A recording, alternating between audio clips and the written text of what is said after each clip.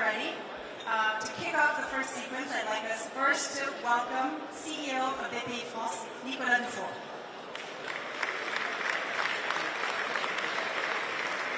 Hi everyone. We are extremely happy to welcome you today with Roxane, with France Digital, with the magnificent team of Station F. BPI France is the bank for entrepreneurs in France. We have financed at this stage approximately 700 IA startups. We are shareholders of most of the beautiful names of the scene.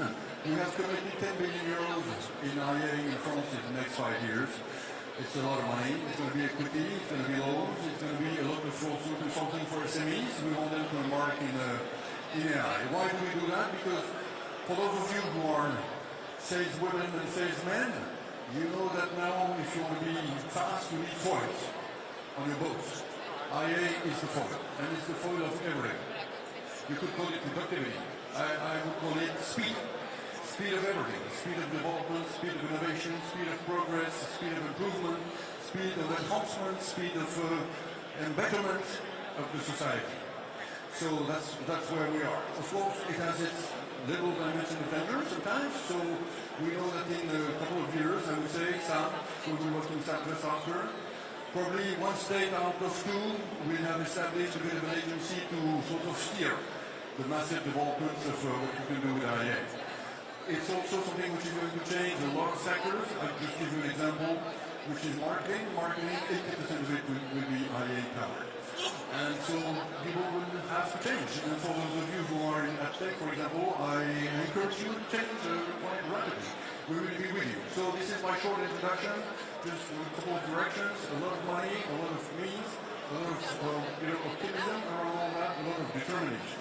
So you're going to have a couple of roundtables. The first one being with Lara and the excellent Sam, who's on scene, and we are honored of his presence today. You can applaud him. Thank you.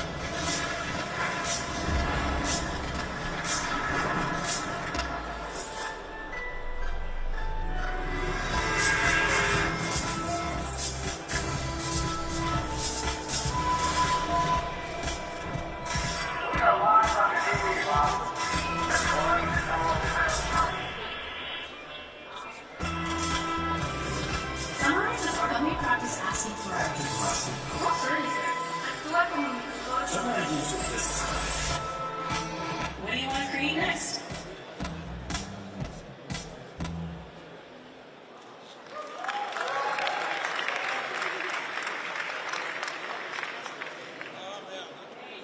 Hello everyone. Hi Sam. Thanks for being with us in Paris today. Thank you so much for having me. I see you're wearing a little red rooster. It's going to make a lot of people from the French tech community really happy, I think. But tell me, are you a cat or a dog person?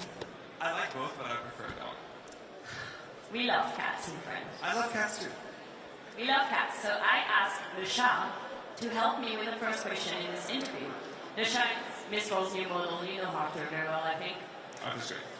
So I asked him to come up with an interesting, fun question for you. Let's start with that. What film, movie, or personal experience influenced your vision of tech? The first thing this is a more recent film, but I so strongly recommend it. Apollo 11 is like one of the most inspirational movies for tech and doing hard engineering projects and discovery science I've ever seen. I super strongly recommend it. Great. Thanks for the advice. I love this movie. Okay, so you're talking about Apollo 11 and the future of tech.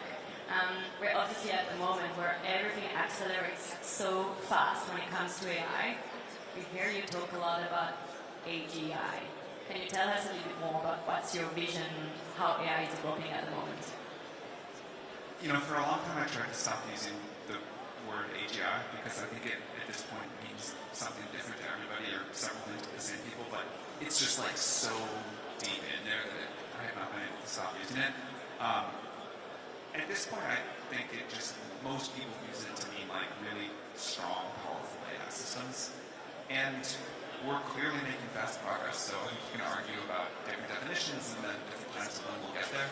But if you look at what the systems are capable of today versus what they were capable of 2 years ago, and project that forward even 2 more years, to say within 4 or 6, this is like really quite something. It also we call deep research. We lost track of time. I think it was like a week ago. And that's like a model that I think is capable of doing like a low single-digit percentage of all of the tasks in the economy and the world right now, which is a crazy statement. And a year ago, I don't think something that people thought was going to be coming. So again, if you project that forward, it'll keep moving. What are the next big milestones that you anticipate? I am generally excited just to continue to push on the model's reasoning capability, the ability to use that to then go do hard, complex, long-horizon agentic tasks. Agents that can write software engineers are one thing that we're particularly excited about. And then longer-term AI that can do science, I think will be one of the most important impacts. If we can have an AI system that can write code, that certainly helps the world a lot. But if we have an agent that can go autonomously discover a cure for cancer, or get fusion to work, or discover new physics, I think scientific progress is what drives the world to such a strong extent that that's a huge deal. Would you say that the use cases that are exciting for you the most at the moment?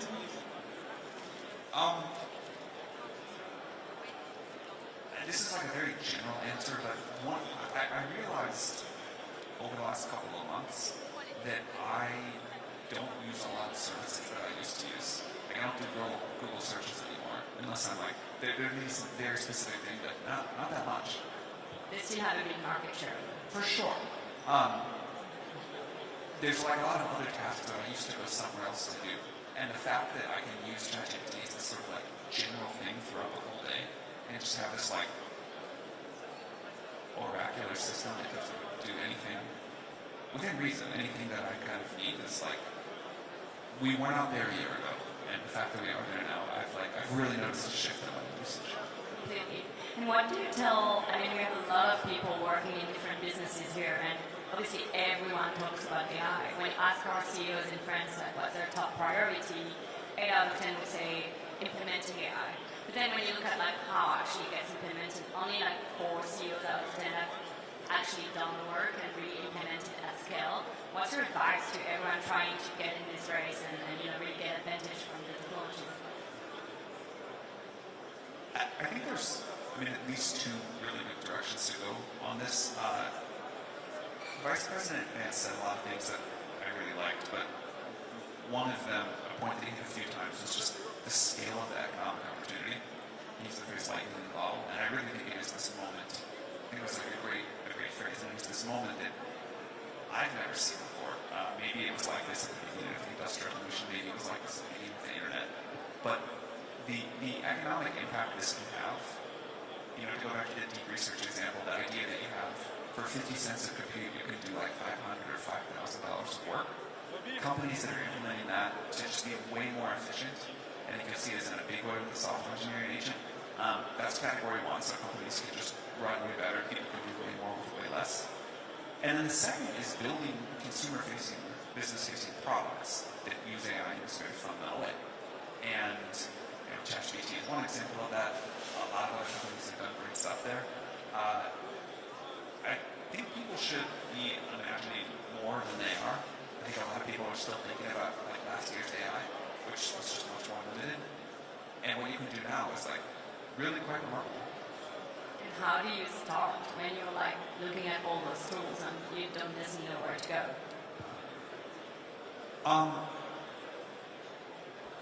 So before doing this, I used to be a startup investor. I'm in a startup called Y Combinator. And the kind of people would ask versions of this question all the time. You know, what should I build?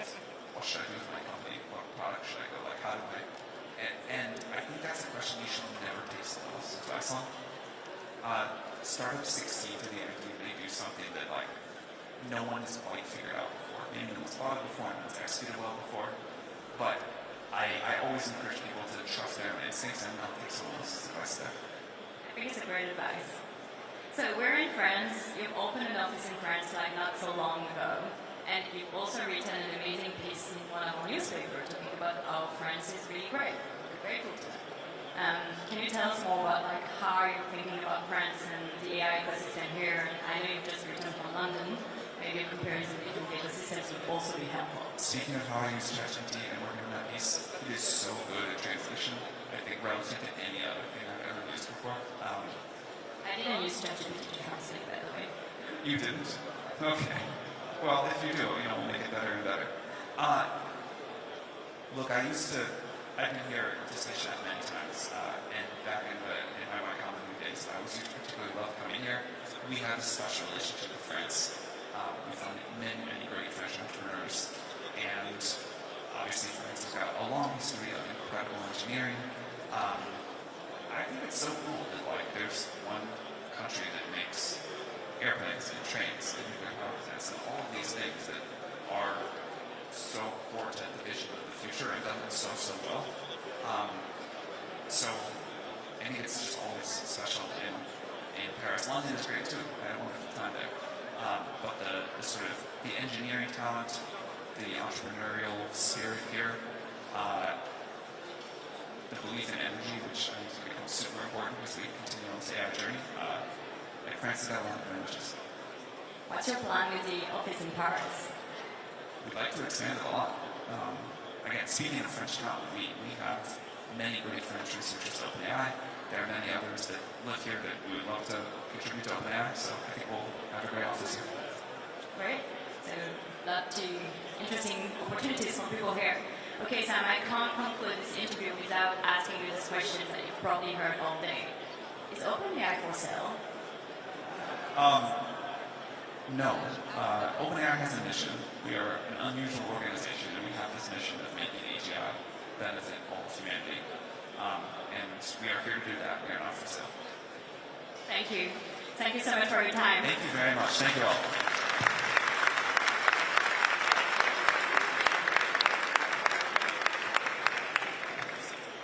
All right.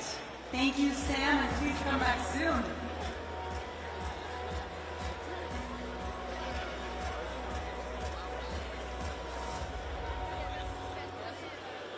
All right, so you guys got a chance to hear about how AI is accelerating and how OpenAI is not for sale. The next talk is going to be a little bit more of a scientific and research perspective. We're going to talk about challenges. We're going to take a step back and also look at where AI is headed. Maybe we'll also hear a little bit about what Meta has plans. Who knows? So you guys should know by now who I'm talking about. The one and only